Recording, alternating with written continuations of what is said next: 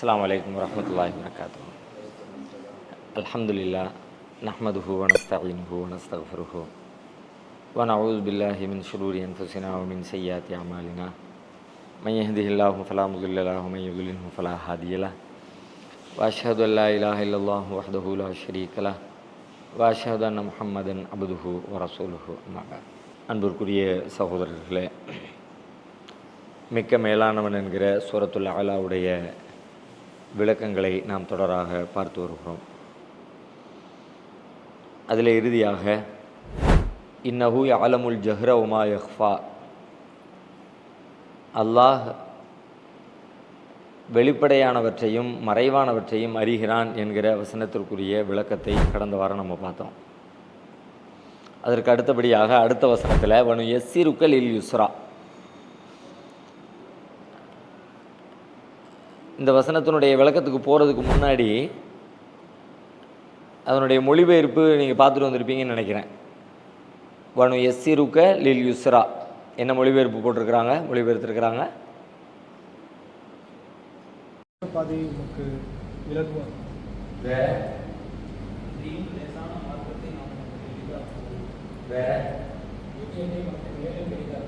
எளியதை மேலும் எளிதாக்கும் பல மாதிரி மொழிபெயர்த்துருக்கிறாங்க. எல்லாமே சரியான மொழிபெயர்ப்பு தான். விளங்குறதுக்காக வேண்டி கிராமட்டிக்கலாக பார்த்தோம்னா யுஸ்ர் அப்படிங்கிறது எளிது, எளிமது.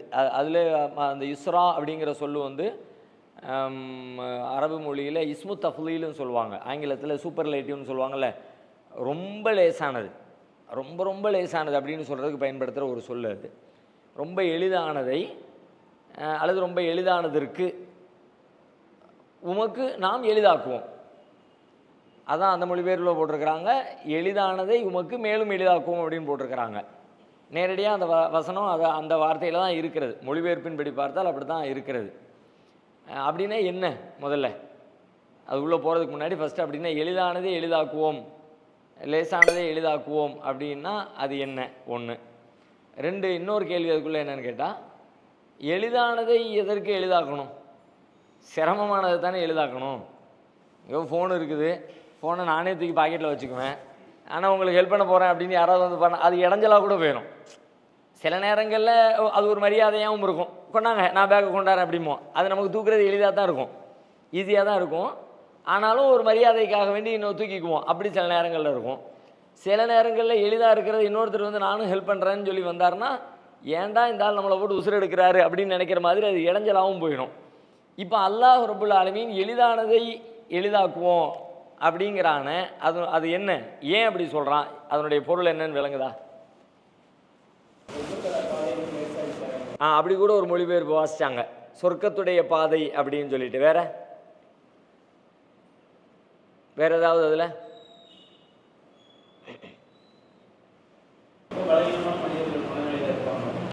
அதனால ரொம்ப லேசானது கூட இன்னும் உனக்கு லேசு பற்றி கொடுத்தா தான் முடியும் அப்படிங்கிற மாதிரி. சரி, ஆக்சுவலி அது என்ன சொல்லுது அப்படின்னா, அந்த இன்னொரு மொழிபெயர்ப்பில் போட்டிருக்க மாதிரி தான் நம்முடைய தீனுக்கு தான் நாம் பின்பற்ற மார்க்கம் இருக்குல்ல, இந்த இஸ்லாம் இருக்குல்ல, இந்த இஸ்லாத்திற்கு தான் அல்லாஹ் யுஸ்ராங்கிற ஒரு அடைமொழியில் பேசுகிறான். அல்லாஹ் நாம் பின்பற்றி கொண்டிருக்கிற இந்த இஸ்லாமிய மார்க்கத்தை தான் வேறு சொல்லில் அல்லாஹ் குறிப்பிடுறான். உங்களுக்கு இந்த இஸ்லாமிய மார்க்கத்தை கடைபிடிக்கிறதுக்கு எளிதாக ஆக்கிடுவோம். வனு யஸ்ஸிருக்க, உமக்கு நாம் எளிதாக்குவோம், அல்லது உண்மை அதற்கு தயார்படுத்துவோம் அப்படின்னு வச்சுக்கலாம். உமக்கு லேசாக போயிடும், அல்லது அதை செய்கிறது கூடிய கெப்பாசிட்டி உங்களுக்கு டெவலப் ஆகிரும். எதுக்கு அப்படின்னு கேட்டால், யுஸ்ராவுக்கு, மார்க்கத்தில் உள்ள விஷயங்களை கடைபிடிக்கிறதுக்கு. இன்னும் சில பேர் சில மார்க் அறிஞர் எப்படி விளக்கம் தர்றாங்கன்னா, ஜன்னத்திற்கு, சுவர்க்கம் செல்லக்கூடிய பாதையை உமக்கு நாம லேசாக்கிடுவோம். சொர்க்கத்துக்கு நீங்கள் போகக்கூடிய பாதை சிரமமான பாதையாக இல்லாமல் லேசான பாதையாக ஆக்கிடுவோம். வேறு வார்த்தையில் சொல்கிறதா இருந்தால், நன்மைகளை செய்யக்கூடிய அந்த வேலையை உங்களுக்கு ஈஸி ஆக்கிடுவோம். நன்மை செய்கிறது ஈஸி, கஷ்டப்பட்டெல்லாம் நீங்கள் செய்ய வேண்டிய தேவையில்லை, ஈஸியாக நீங்கள் செஞ்சிடலாம். அப்படி நன்மையை செய்வதை ரொம்ப உங்களுக்கு நாம் எளிதாக ஆக்கிடுவோம். இன்னும் ஆழமாக சொல்கிறதா இருந்தால், அல்லாவுக்கு கட்டுப்படுறதை எளிதாக்கிடுவோம். அல்லாவுக்கு நீங்கள் கட்டுப்பட்டு எதையெல்லாம் செய்யணுங்கிறானோ, எதையெல்லாம் செய்யக்கூடாதுங்கிறானோ, அதையெல்லாம் செய்வதற்கும் செய்யாமல் இருப்பதற்கும் அது அவங்களுக்கு இயல்பாக ரொம்ப ஈஸியான ஒரு காரியமாக போயிடும். அல்லாவுக்கு கட்டுப்படுதல் என்பது சிரமமானதாக இருக்காது. ரொம்ப கஷ்டப்பட்டு சிரமப்பட்டு பெரும் தியாகம் செய்யணுமே அப்படியெல்லாம் மன உளைச்சலுக்கு ஆளாகி அப்படி அவங்க மார்க்கத்தை கடைபிடிக்க வேண்டிய அவசியம் இருக்காது. அல்லாஹ்வுக்கு கட்டுப்படுறதுங்கிறது அவங்களுக்கு மகிழ்ச்சியானதாக, ரொம்ப சுலபமானதாக, அதை செய்கிறதுல ஒரு ஈடுபாடு உடையதாக, விருப்பத்திற்குரியதாக அப்படி அல்லாஹ் ரப்புல் ஆலமீன் மாற்றிடுவான். மேலே உள்ள வசனத்தின் தொடர்ச்சியாக இதை நீங்கள் பார்த்தீங்கன்னா, மேலே என்ன சொன்னோம்னா, அல்லாஹ் சனுக்ரி உக்க ஃபலா தன்சா, உமக்கு நாம் ஓதி காட்டுவோம், நீர் அதை மறக்க மாட்டீர் அப்படின்னு சொன்னான். அந்த வசனம் எதை வாக்குறுதியாக கொடுத்துச்சுன்னு கேட்டால், அவர்களுக்கு அருளப்படுகிற இந்த மார்க்கத்தின் செய்தியை, அறிவை அல்லாஹ் பாதுகாக்கிற பொறுப்பை எடுத்துக்கொண்டான் அந்த வசனம் சொல்லுது. அந்த அறிவு மறக்காது, குரான் மறக்கவே மறக்காது. அப்படின்னா அந்த குரானை மறக்காதுன்னா குரானுடைய ஞானம் மறக்காது, அந்த அறிவு மறக்கப்படாது. அதை அல்லாஹ் ஈஸியாக்கி கொடுத்துட்டான். மேலே உள்ளது அறிவு, கீழே உள்ளது என்னென்னு கேட்டால் அறிவுக்கு அடுத்த ஸ்டெப்பாக இருக்கிற செயல். அறிவுக்கு அடுத்த அறிவு மட்டும் இஸ்லாத்தில் கொண்டாடப்படாது. வெறுமனே அறிவு மட்டும் இருந்துச்சு அப்படின்னா அந்த அறிவால் பயன் கிடையாது. அந்த அறிவை இஸ்லாம் வெறுக்கிறது. வெற்று அறிவை இஸ்லாம் வெறுக்கிறது. யாருக்கெல்லாம் வெற்று அறிவு இருக்கிறதோ, அறிவு இருக்குது ஆனால் அது வாழ்க்கையில் இம்ப்ளிமெண்ட் ஆகலை, நடைமுறைக்கு வரலை அப்படின்னா அந்த அறிவு அல்லாஹ்வால் கண்டிக்கப்படுகிறது, எச்சரிக்கப்படுகிறது, அருவருக்கு தகுந்ததாக மார்க்க பார்க்கிறது. அப்படியான ஒரு அறிவு தேவையில்லை. நபிகளார் கூட அல்லாஹ்விடத்தில் பிரார்த்திக்கும் போது அல்லாஹ் ரசூலுல்லாஹ்வுக்கு கற்றுக் கொடுத்தான், ரப்பி ஜித்னி இல்மான்னு சொல்லுங்க. என்கிட்ட நீங்கள் எப்படி கேளுங்கன்னா, யா அல்லாஹ் எனக்கு அதிகமான கல்வியத்தா, அறிவத்தா அப்படின்னு சொல்லி கேட்க சொல்லி அல்லாஹ் கற்றுக் கொடுத்தான். ரப்பி ஜித்னி இல்மா, ஜித்னினா அதிகப்படுத்தி கொடு. கல்வியை தானு கேட்கறது இல்லை, அறிவை தானு கேட்கறது இல்லை, நிறைய அறிவை கேளுங்க. அறிவு நிறைய இருக்கிறது நல்லது தான், அறிவு வேணும் தான், இல்லைன்னு மறுக்கலை. ஆனால் அந்த அறிவு எப்படி இருக்கணுங்கிறத ரசூல் ஸல்லல்லாஹு அலைஹி வஸல்லம் அந்த துவாவுக்கு பிறகு அல்லாஹ்விடத்தில் இன்னொரு துவா செஞ்சாங்க, அல்லாஹும்ம இன்னி அஊது பிக மின் இல்மில் லா யன்ஃபா, இறைவா பயனில்லாத அறிவை விட்டும் கல்வியை விட்டும் உன்னிடத்தில் நான் பாதுகாப்பு தேடுகிறேன். அறிவு நிறைய வேணும் தான், ஆனால் நிறைய வேணும் வரக்கூடிய அந்த அறிவு எப்படி இருக்கணும்னா பயனுள்ளதாக இருக்கணும், நன்மை தரக்கூடியதாக இருக்கணும். எப்போ நன்மை தரக்கூடியதாக இருக்கும்? எந்த அறிவு செயலாக மாறுகிறதோ அந்த அறிவு தான் பயன் தரும். எந்த அறிவு செயலாக மாறாமல் அப்படியே இருக்குதோ, சரிதான் சரிதான் அப்படின்னு இழுத்தாங்கன்னா உருப்படலைன்னு அர்த்தம். நீங்கள் சொல்கிறதெல்லாம் கரெக்டு தான்ப்பா அப்படின்னாங்கனாலே கரெக்டு தானே, செஞ்சிட வேண்டியதானே, இந்த கரெக்டு தான்ப்பா அப்படின்னு ஒரு இழுப்பு இழுத்தாலே, ஆனால் என்ன பண்ணுறது, குடும்ப சூழ்நிலை அப்படி இருக்குது, ஆனால் என்ன பண்ணுறது, சமூக சூழல் அப்படி இருக்குது அப்படின்னு ஒரு கரெக்டு தான் சொல்லிட்டு பின்னாடி ஒரு ஆணாவை போட்டான்னு வைங்க, ஓச்சு விட்டான், அவ்வளோதான், உருப்படலைன்னு அர்த்தம். அந்த அறிவுனால எந்த பயனும் இல்லை, அதை செயல்படுத்த முடியலை அப்படின்னு. கரெக்டு அவ்வளோதான், கரெக்டு தான், என்ன கரெக்டு தான், கரெக்டு கரெக்ட் அவ்வளோதான், அதை செஞ்சிட வேண்டியதானே. இதை தான் எல்லா இடத்துல கேட்டாங்க, யாரெல்லாம் எனக்கு கல்வியத்தா, அறிவத்தா. ஆனால் அந்த அறிவு ஒரு கட்டத்திலையும் வெற்று அறிவாக போயிடக்கூடாது, பயனற்றதாக ஆயிடக்கூடாது, சும்மா மூளையில் தேக்கி வச்சு இடைஞ்சலாக இருந்துடக்கூடாது. அந்த அறிவு இல்லாமல் இருந்தால் கூட அந்த இடத்துல வேறு ஏதாவது கொண்டு கூட ஃபில் பண்ணிக்கலாம். இந்த இடத்துல கூட அதையும் ஸ்டோர் பண்ணி வச்சு அந்த இடத்தையும் அடைச்சிக்கிட்டு அதை செயல்படுத்த விடாமல் அது ஒரு கேடு தரக்கூடியதாக ஆயிரும் அப்படின்னு எல்லா இடத்துல பிரார்த்தனை பண்ணினாங்க. அப்போ இப்போ இங்கே அல்லாஹ் என்ன சொல்லலாம்னு கேட்டால், முதல்ல சனுக்ரி உக்க ஃபலா தன்சா, உங்களுக்கு நாம் ஓதி காட்டுவோம், நீங்கள் அதை மறக்க மாட்டீங்க, உங்கள் மூளையில் அது சேவ் ஆயிரும், அறிவாக பதிவாயிரும். ஒன்று. அடுத்து இது என்ன சொல்கிறது, அதனுடைய அடுத்த ஸ்டெப்பை சொல்கிறது, ஒன்று எஸ்ஸீருக்கல் யூஸ்ரா, அதை நீங்கள் செயல்படுத்தணும்ல, செயல்படுத்தக்கூடிய இம்ப்ளிமெண்டேஷனை உங்களுக்கு லேசாகிடும், நீங்கள் ஈஸியாக செஞ்சிருவீங்க. அறிவு முதலில், ஆக்ஷன் ரெண்டாவது என்று அதனுடைய தொடர்ச்சியாக இந்த வசனம் பேசுகிறது. இப்போ ஏன் அது எளிது அப்படின்னு சொன்னானது எப்படி புரிஞ்சுக்கிறது? மார்க்கத்துக்கே எளிது. இந்த செய்தியை குரானில் பல இடத்துல பேசினால, ஒரு இடத்துல சொல்லலை. இந்த மார்க்கம் எளிதுன்னு சொல்கிறாங்க, எளிதானதற்கு உங்களுக்கு எளிமைப்படுத்துவோம், மார்க்கத்தை கடைபிடிப்பதற்கு எளிமையாக்குவோம். இந்த மார்க்கம் எளிதானது அப்படி சொல்ல வேறு வார்த்தையில் புரிஞ்சுக்கிட்டா எப்படி? இந்த மார்க்கம் ரொம்ப லேசான மார்க்கம் தான், சிரமமான மார்க்கம் இல்லை அப்படின்னு அல்லாஹ் சொல்கிறான். இதை இங்கே மட்டும் சொல்லலை, குரானில் பல இடத்துல திரும்ப திரும்ப அல்லாஹ் வலியுறுத்திக்கிட்டே இருக்கிறான். நிறைய வசனங்களில் நமக்கு நினைவுபடுத்திக்கிட்டே இருக்கான், நீங்கள் நினைக்கிற மாதிரி மார்க்கம் எளிதான கஷ்டமானது இல்லை. இப்போ நம்மள பெரும்பாலும் என்ன நினைக்கிறோம், மார்க்கம் சிரமத்திற்குரியதாக நம்ம நினைக்கிறோம். மார்க்கத்தை படிக்கிறதும் மார்க்கத்தை கடைபிடிக்கிறதும் அது ஒரு பெரிய துன்பமா, பெரிய ஜிஹாதா, பெரிய போராட்டமா, அப்படியெல்லாம் நம்ம மனதுக்குள்ள நம்ம நினைக்கிறோம்ல, அந்த நினைப்பை உடைக்கிற வகையில் தான் அல்லாஹ் சொல்கிறான். அப்படி நீ நினைக்கிற மாதிரி இது உண்மையில் இது சிரமமானது கிடையாது, ஆனால் உனக்கு அது ஒரு சிரமமாக இன்றைக்கு மாறி போய் நிற்கிறது. நிஜத்தில் அதனுடைய யதார்த்தம் என்னன்னா அது ரொம்ப லேஸ். மார்க்கத்தின் யதார்த்த பண்பு ரொம்ப எளிமையானது, ரொம்ப ஈஸியானது. அதை நீ கேட்கறதும் சரி, அதை புரிஞ்சுக்கிறதும் சரி, அதை பின்பற்றுறதும் சரி, எல்லாமே ரொம்ப ஈஸி. ஆனால் இன்னைக்கு ஈஸியாக மக்களிடத்தில் அது உணரப்பட்டிருக்கிறதா? பல காரணங்களினால் ஈஸியான ஒன்று சிரமமானதாக மாறி இருக்கிறது. எதனால் மாறி இருக்கிறது? நம்முடைய உள்ளம் அப்படி அதை கற்பனை பண்ணுகிறது. அதெல்லாம் சிரமம்பா, அப்படியெல்லாம் காலங்காத்தால குளிர் நேரத்தில் எழுந்திரிச்சு 5 மணிக்கு போகிறது எவ்வளோ கஷ்டம் தெரியுமா அப்படின்னு நம்ம மனசு அதை சொல்லு. ஷைத்தான் அப்படி சொல்கிறான் நமக்கு அது நம்ம மனசு சொல்லிடுச்சுன்னா அதான் வாழ்க்கையாகும். நம்ம மனசு எதை சொல்லுதோ அதுதான் வாழ்க்கையில் வரும். மனசு கஷ்டம்னு சொல்லிடுச்சுன்னா எவ்வளவு சாதாரணமான காரியமும் உங்களால் செய்ய முடியாது. மனசு ஈஸின்னு சொல்லிடுச்சுன்னா எவ்வளவு சிரமமான காரியமும் உங்களுக்கு செய்யாமல் இருக்க முடியாது. மனசுக்கு உங்களுக்கு பிடித்தமானதாக இருக்கணும், உங்களுடைய கல்வி அதை ஏற்றுக்கணும். இந்த சமீபத்தில் இந்த கோமியம் பிரச்சனை வந்துச்சுல, மாட்டு மூத்திரம் குடிக்கிறது சம்மந்தமாக அது ஒரு பெரிய பிரச்சனையாகி அதுக்கு அறிவியல் ஆதாரம் இருக்குன்னு சொல்லிட்டு இந்த ஐஐடியினுடைய இயக்குனர் ஒருத்தர் பேசுனா பார்த்தீங்களா, நம்ம காமகோடின்னு சொல்லிட்டு, அவருடைய ஒரு இன்டர்வியூ ஒன்று புதிய தலைமுறை டிவிக்கு கொடுத்துருந்தார். அதில் அவர் ஒரு செய்தி சொல்லியிருந்தார். ஆரம்பத்தில் இந்த ஐஐடிக்கு வர்றதுக்கு முன்னாடி வெளிநாட்டில் ஏதோ ஒரு இடத்துல வேலை பார்த்துக்கிட்டு இருந்திருக்கிறார். எவ்வளோ சம்பளம் வாங்கிட்டு இருந்தார் அப்படின்னா 1,19,000 என்னமோ சொல்கிறார். 19,000 நினைவு இருக்கிறது, 1,19,000 ரூபா நினைவு இருக்கிறது. அப்போ அவ்வளவு சம்பளம் வாங்கிட்டு இருக்கும் பொழுது இப்போ ஐஐடியிலேருந்து இவர் படித்த படிப்புக்கு தகுந்த மாதிரியான ஒரு வேலைக்கு கால்ஃபார் பண்ணுறாங்க. அறிவிப்பு வந்துருச்சு.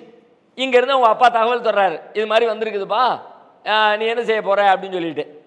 எவ்வளவு சம்பளம்னு கேட்குறாரு. சம்பளம் 19,000 ரூபா சம்பளம். ஆல்ரெடி அவர் வாங்கிட்டு இருக்க சம்பளம் 1,19,000 ரூபா. இப்போ எவ்வளோ சம்பளத்துக்கு வந்திருக்கு, ஐஐடியில் வேலை கிடச்சிருக்குப்பா, எவ்வளோ சம்பளம் கேட்டால் 19,000 ரூபா சம்பளமா. 19,000 என்ன பண்ணிய, அங்கே ரிசைன் பண்ணிட்டு வந்து இங்கே சேர்ந்துட்டேன் அப்படிங்க. அங்கே ரிசைன் பண்ணி 1,00,000. அதை கேட்டுட்டு அடுத்தவர் கேட்குறாரு, இந்த முதல் மாதம் வேலை முடிச்சு சம்பளம் வாங்கினீங்கல்ல, உங்களுக்கு எப்படி இருந்துச்சு? 19,000 ரூபா வாங்கும்போது உண்மையிலே சம்பளம் வாங்கின மாதிரி ஒரு ஃபீல் இருக்குமா அந்த ஆளுக்கு? நான் முதல்ல 8,000 ரூபா வாங்கிட்டு இருந்தவருக்கு 19,000 ரூபா கொடுத்தா ஏப்பா அப்படிம்பாரு. இப்போ 1,19,000 ரூபா வாங்கிட்டு இருந்த ஒருத்தருக்கு வெறும் 19,000 கொடுத்தா சம்பளம் வாங்கின மாதிரி ஒரு ஃபீல் இருக்குமா? சில்லறை காசு வாங்கின மாதிரி ஒரு தோணும்.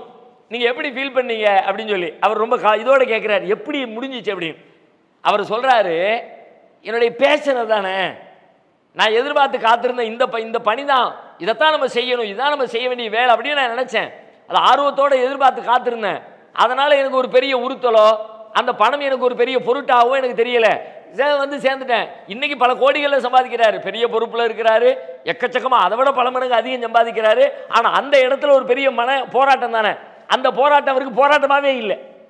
ஏன் போராட்டமாகவே? அவருக்கு ரொம்ப எளிதாக இருந்திருக்கு. நம்மகிட்ட கேட்டது கஷ்டம்னு சொல்லுவோம்ல, 1,00,000 ரூபா சம்பளம் வாங்கினோம், வெறும் 19,000 எப்படிப்பா?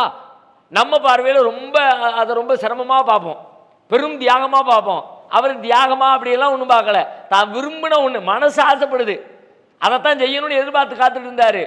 அது சம்பளம்லாம் பின்னாடி பார்த்துக்கலாம்ப்பா, வருமானமாக ரெண்டாவது, நான் விரும்புகிறத செய்யணும். அப்படிதான் பல நேரங்களில் பாருங்கள், ஒரு மனுஷனுக்கு விருப்பமான ஒன்று இன்னொரு மனுஷனுக்கு சிரமமானதாக தெரியும். ஒருத்தருக்கு சிரமமாக தெரியக்கூடிய ஒன்று இன்னொருத்தருக்கு விருப்பமானதாக தெரியும். நம்ம வெளியிலேருந்து பார்த்துட்டு சொல்லுவோம், ஏன்னா இந்த மனுஷன் இப்படி கஷ்டப்படுதானையா அப்படின்னு நம்ம நினைப்போம். அவர் ஹாப்பியாக அதை செஞ்சுக்கிட்டு இருப்பேன். நபிகளாருடைய வாழ்க்கையில் பாருங்கள், நபி ஸல்லல்லாஹு அலைஹி வஸல்லம் இரவுல தொழும் பொழுது கால்கள் வீங்குகிற அளவிற்கு, இந்த வார்த்தையை கூட நம்மளால் கற்பனை பண்ண முடியாது. கால் வீங்குறதுங்கிறது எவ்வளவு டைம் எடுத்து எவ்வளவு நேரம் ஒரு மனுஷன் அப்படியே, அதுவும் நிர்பந்தத்தில் கட்டாயத்தில் இல்லை. ஒரு டீ கடையில் மாஸ்டர் டீ அடிச்சுட்டு இருப்பார், அப்படியே காலெல்லாம் வீங்கி போகும், அங்கெல்லாம் நரம்பெல்லாம் புடச்சிக்கிட்டு வந்துடும். ரொம்ப நேரம் நிற்கிறவங்களுக்கு உண்டான வேதனைகள்லாம் நோய்கள்லாம் வந்துடும். அதெல்லாம் என்ன பண்ணுறது, உழைச்சி தான் ஆகணும், நம்ம சிரமம் அப்படின்னு அது சிரமத்தோடு அதை ஏற்றுக்கிட்டு செய்கிறார். இப்போ நபி ஸல்லல்லாஹு அலைஹி வஸல்லம் தொழுகைக்கு நிற்கிறாங்க, நின்று கால் வீங்கி போச்சு. கால் வீங்கினதை பக்கத்தில் இருந்து பார்க்கக்கூடிய ஆளுக்கு என்ன தெரியுதுன்னு கேட்டால், ஏன்னா இப்படியோ, ஏன் இவ்வளவு சிரமப்படணும் அப்படின்னு பெரும் சிரமமாக பக்கத்தில் உள்ளவங்க பார்க்குறாங்க. நபிகளார் என்ன ஆன்சர் பண்ணுறாங்க, ரொம்ப மகிழ்ச்சியான, அஃபலா அகூன அபதன் ஷக்கூரா, நான் ஒரு நன்றியுள்ள நல்லடியானாக இருக்க வேண்டாமா? அப்போ அந்த நன்றி உணர்வு நம்முடைய உள்ளத்திலிருந்து எப்போ வெளிப்படுகிறதோ அது ரொம்ப ஹாப்பியான மனநிலையாக இருக்கும், ரொம்ப மகிழ்ச்சிகரமான மனநிலை தான் நன்றி உணர்வு. எப்போ நீங்கள் நன்றி உணர்வு உங்கள் மனசில் நிறைஞ்சிருக்குதோ உண்மையில் நீங்கள் ரொம்ப ஆழ்ந்த மன நிம்மதியில் இருப்பீங்கன்னு அர்த்தம். எப்போ நன்றி கெட்டத்தனம் நம்முடைய உள்ளத்தில் வருதோ அப்போ தான் குறுகுறுப்பு இருக்குதும், எரிச்சல் வரும், கோபம் வரும், இயலாமை வரும், பலகீனம் வரும், பிறர் மீதான தப்பெண்ணம் வரும். எல்லாம் எங்கிருந்து வரும் தெரியுமா? நன்றி கெட்டத்தனத்தினுடைய வெளிப்பாடு. நீங்கள் நன்றி உணர்வோடு இருந்தீங்கன்னா அந்த நேரம் சொல்ல முடியாத ஒரு இனம் புரியாத ஒரு மகிழ்ச்சி உச்சத்தில் நீங்கள் இருப்பீங்க. ஒரு பெரிய நன்மையை நீங்க அனுபவிச்சிட்டீங்க, அவருக்கு நீங்க ரிப்ளை பண்றீங்க, இவ்வளவு பெரிய உதவி செஞ்சீங்க, நீங்க ரொம்ப நல்லா இருக்கணும், அல்லாஹ் உங்களுக்காக நான் ரொம்ப பிரார்த்திக்கிறேன், அப்படியே உள்ளத்துல இருந்து, வெறும் வாயில இருந்து இல்லாம, சும்மா கொடுத்தவனை ஏமாத்துறதுக்காண்டி இல்லாம நிஜமாகவே ஃபீல் பண்ணீங்கன்னா நீங்க மகிழ்ச்சியின் உச்சத்தில் இருப்பீங்க. இப்ப நபிகளார் சொல்றாங்க, தொழுகிற நேரத்தில் நான் மகிழ்ச்சியின் உச்சத்தில் இருக்கிறேங்கிறான். நான் நன்றியுள்ள நல்லடியானாக இருக்க வேண்டாமாங்கிற பொருள் வார்த்தைக்கு என்ன அர்த்தம்? அப்போ ரசூலுல்லாஹ் காலு வீக்கம், என்ன வீக்கம் அதெல்லாம் கண்ணுக்கே தெரியல, அதெல்லாம் ரெண்டாம் பட்சம், அப்படியே ஹாப்பியா இருக்கிற, சந்தோஷமா இருக்கிறாங்க நபி ஸல்லல்லாஹு அலைஹி வஸல்லம். அப்ப இந்த மாதிரி அது ரசூலுல்லாஹி லேசாக்கப்பட்டுருச்சுன்னு அர்த்தம். அதுல அல்லாஹ் கொடுத்தால வாக்குறுதி, மனு யஸ்ஸிருகலில் யுஸ்ரா, நல்ல காரியத்தை செய்யறது உங்களுக்கு ரொம்ப லேசாகிடும். அது லேசாயிடுச்சு. ஏன் லேசாகுது? எதனால இது லேசாகுது? உண்மையில அல்லாஹ் இப்படி குர்ஆன்ல பல இடத்துல சொல்றானே, எங்கெல்லாம் சொல்றான் பாருங்க. ஒரு ஷார்ட்டா நீங்க பாத்தீங்கன்னா, திருக்குர்ஆன்ல சூரத்துல் ஹஜ் 22வது அத்தியாயத்தில் 78வது வசனம், அதுல அல்லாஹ் சொல்றான், மா ஜஅல அலைக்கும் ஃபித்தீனி மின் ஹரஜ் மில்லத் அபீக்கும் இப்ராஹிம். உங்களுடைய அது ஒரு பெரிய வசனம், அதுல இடையில வர்ற ஒரு துண்டு மட்டும் நான் வாசிக்கிறேன். மா ஜஅல அலைக்கும் ஃபித்தீனி மின் ஹரஜ் மில்லத் அபீக்கும் இப்ராஹிம். உங்களுடைய தந்தையாக இருக்கிற இப்ராஹிமுடைய இந்த மார்க்கத்தில் உங்களுக்கு எந்த சிரமத்தையும் நான் ஆக்கவில்லை. இந்த மார்க்கத்தில் நீ சிரமம்னு நினைச்சேன்னா தப்பா நினைக்கிறேன்னு அர்த்தம். அதுக்கு நீ வைத்தியம் பார்க்கணும்னு அர்த்தம். நோய் வந்திருக்கு, அந்த மனசுக்குள்ள நோய் இருக்குன்னு அர்த்தம். இந்த நோய்க்கு வைத்தியம் பார்த்தா சிரமமா இருக்கிறது சிரமம் இல்லைங்கிறது புரிஞ்சு போயிடும். அந்த வேலையை பார்க்கணும். இந்த வசனத்தில் சொல்றான். அதே மாதிரி இதே கருத்தை நோன்பை பற்றிய சட்டங்களை சொல்லிக்கொண்டே வருகிற ஒரு இடத்துல சூரா பக்ராவில் 2வது அத்தியாயம் 185, அதுவும் ஒரு பெரிய வசனம், நமக்கெல்லாம் தெரிஞ்ச வசனம் தான். நோன்பு காலத்தில் ரமலானில் குர்ஆன் அருளப்பட்டுச்சு, அது உண்மையும் பொய்யும் பிரித்து காட்டுது, அப்படிலாம் வரும்ல. ஷஹ்ரு ரமலான் அல்லதி உன்சில ஃபீஹில் குர்ஆன் உதல்லின் நாஸ், மனித குலத்திற்கு நேர்வழி காட்டக்கூடியது, வபையினாத்தி மினல் ஹுதா வல் ஃபுர்கான், சத்தியத்தையும் அசத்தியத்தையும் பிரித்து காட்டக்கூடியது. அந்த வசனத்தின் தொடர்ச்சியில் நோயாளியாக இருக்கிறவங்க வேற நாளில் வச்சுக்கோங்க, பயணியாக இருக்கிறவங்க வேற நாளில் வச்சுக்கோங்க, இப்படி எல்லாம் சொல்லிட்டு முடிக்கிறான் அல்லாஹ். யுரீதுல்லாஹு பிக்குமுல் யுஸ்ர வலா யுரீது பிக்குமுல் உஸ்ர. அல்லாஹ் உங்களுக்கு லேசைத்தான் நாடுகிறான், எளிதைத்தான் நாடுகிறான். வலா யுரீது பிக்குமுல் உஸ்ர், அல்லாஹ் உங்களுக்கு சிரமத்தை கஷ்டத்தை நாடவில்லை. நீ சிரமப்படுறதுக்காக வேண்டி எதையும் நான் தரலப்பா அப்படின்னு இந்த வசனத்திலையும் சொல்லுகிறான். அதே மாதிரி சூரா தாஹாவுடைய 2வது வசனம், தாஹா 20வது அத்தியாயத்தினுடைய 2வது வசனம், தாஹா மா அன்சல்னா அலைக்கல் குர்ஆன லிதஷ்கா. நீங்க சிரமப்படுறதுக்காக நீ இந்த குர்ஆனை உங்களுக்கு நான் வழங்கவில்லை. குர்ஆனை வழங்குறது, குர்ஆனை படிச்சு ஃபாலோ பண்றதுக்குள்ள அப்படியே குர்ஆனை படிச்சு ஹாப்பியா இருக்கிறதுக்கு தான், குர்ஆனை படிச்சு நிம்மதியா இருக்கிறதுக்கு தான், குர்ஆனை படிச்சு உங்களை வாழ்க்கையை எளிதாக்கிக்கிறதுக்கு தான். விவரம் தெரியாம கண்டது கலையதையும் செஞ்சு செஞ்சு பல்வேறு சிந்தனைகளை, பொய்களை, கற்பனைகளை மனதுக்குள்ள நம்பி நம்பி நம்பி வாழ்க்கையை சிரமப்படுத்திக்கிட்டு இருக்கான். அதை எல்லாத்தையும் உடைச்சி நீ எளிய வாழ்க்கை வாழ்றதுக்கு தான் இந்த குர்ஆனை தந்திருக்கிறேன். மா அன்சல்னா அலைக்கல் குர்ஆன லிதஷ்கா, நீங்கள் சிரமப்படுவதற்காக, துக்கப்படுவதற்காக இந்த குர்ஆனை உம்மீது நாம் அருளவில்லை அப்படின்னு 20வது அத்தியாயத்தில் சொல்கிறான். 2வது அத்தியாயம் 286, லா யுகல்லிஃபுல்லாஹு நஃப்ஸன் இல்லா உஸ்ஸஹா, எந்த நஃப்ஸையும் அதனுடைய சக்திக்கு மீறி அல்லாஹ் சிரமப்படுத்தவே மாட்டான் என்று 286 சொல்றான். இது மாதிரி நிறைய வசனங்கள் குர்ஆனில் இருக்கிறது. நபிகளாருடைய வாழ்க்கையிலே அது சொல்லிக்கிட்டே இருந்தான். குர்ஆன் எப்படி திரும்ப திரும்ப மார்க்கம் லேசானதுன்னு சொல்லிக்கிட்டே இருக்குதோ, நபிகளாரும் அதை தம்முடைய வாழ்க்கையில் நினைவுபடுத்திக்கிட்டே இருந்தான். ஒரு பள்ளியாசலுக்குள்ள ஒருத்தர் வந்து சிறுநீர் கழிச்சிருவார்ல, விவரம் தெரியாத ஒருத்தர் ஒரு கிராமவாசி வந்து பள்ளியாசலுங்கிறது தெரியாமல் ஓரஞ்சாரமாக இருக்குன்னு நினைச்சு ஒன்றுக்கு இருந்துருவார். இருந்தவுடனே சஹாபாக்கள் கடுமையாக கோவப்பட்டு அடிக்க போவாங்க, பிடிக்க போவாங்க, நிப்பாட்ட போவாங்க. ரசூலுல்லாஹ் எல்லாத்தையும் நிப்பாட்ட சொல்லி, நில்லு நில்லு, அவசரப்படாத, அவர் ஒன்றுக்கு இருந்து முடிச்சுக்கிட்டோம் அப்படின்னு அவர் சிறுநீர் கழிச்சு முடிக்கிற வரைக்கும் வெயிட் பண்ணிட்டு அதுக்கப்புறம் அவர் கூப்பிட்டு அட்வைஸ் பண்ணுவாங்க, தண்ணியை ஊற்றி அதை க்ளீன் பண்ண சொல்லுவாங்க. இப்போ சஹாபாக்களுக்கு ஒரு செய்தி சொல்லுவாங்க ரசூலுல்லாஹ், அதான் முக்கியமான செய்தி. எந்த இடத்துல எந்த செய்தி சொல்றாங்க பாருங்க.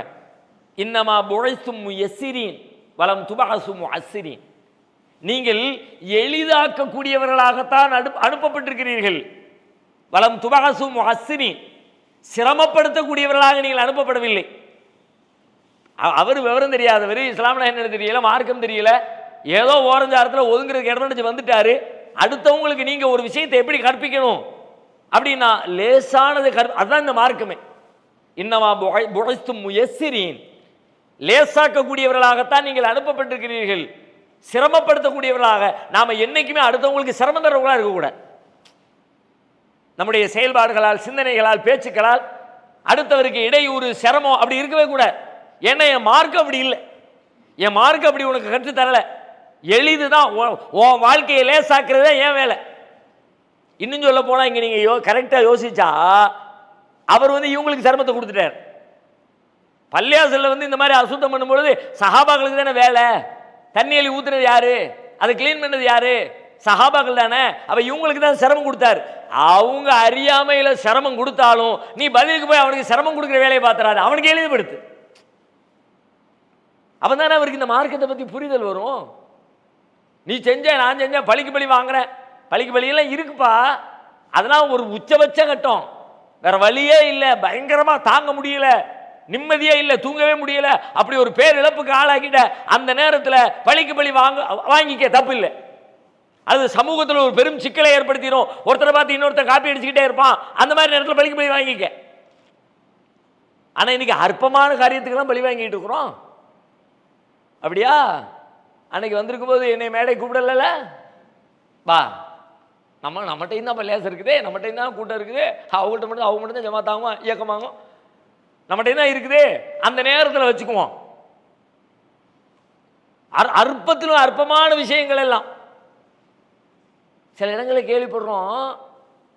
வீட்டுக்கு போய் இந்த குழந்தைகளை கொஞ்சிறதுல ரெண்டு பேருடைய குழந்தை ஒரே நேரத்தில் ஒரு வீட்டுக்குள்ள இருக்கும் பொழுது ஒரு குழந்தைய கொஞ்சிட்டு இன்னொரு குழந்தைய கொஞ்சாம விட்டாமனா அவன் செத்தான்.